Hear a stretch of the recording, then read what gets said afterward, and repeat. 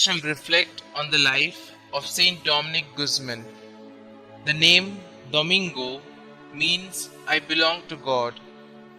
In time, this founder of the great order of preachers, the Dominicans, was to prove the truth of its meaning by the joy that radiated from his mystical union with God.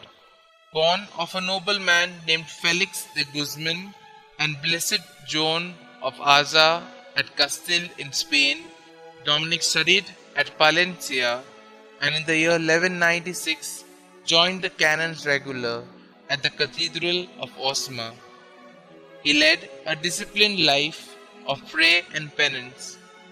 In the year 1203, passing through southern France, whilst on a trip to Denmark with Pope Diego of Osma, he was appalled at the confusion created in the minds of the faithful by the preaching of the Albigenses.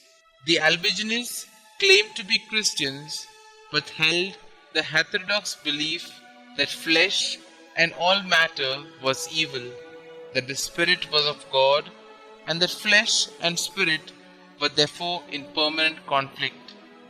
Further, they denied the incarnation and rejected the sacraments.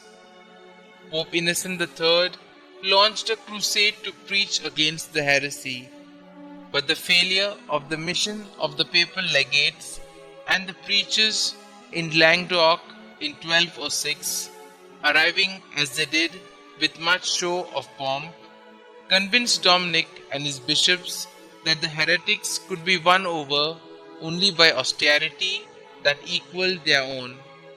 His evangelical preaching having taken birth, Dominic rose to the occasion.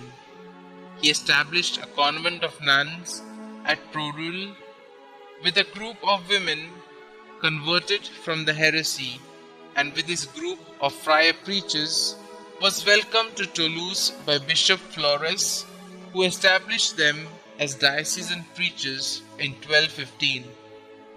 Thenceforth, his main concern was the theological formation of his men, whom he wanted to be dedicated to the improvement of morals, the extirpation of the heresy, and strengthening of the faith, tramping the roads barefoot and living in stark poverty like his contemporary Francis de Assisi.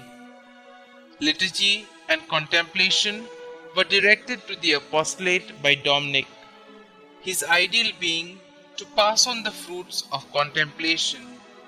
As a result, subsequent to the lengthened sermons he preached before Innocent III and his court, he was appointed papal theologian, an office ever since held by a Dominican priest.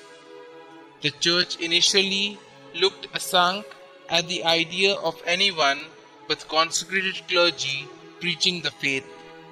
However, the evident success of the friars eventually prompted Pope Honorius III to say, when granting the order his formal approval in 1216, that we pray and beseech you to preach the gospel in season and out of season.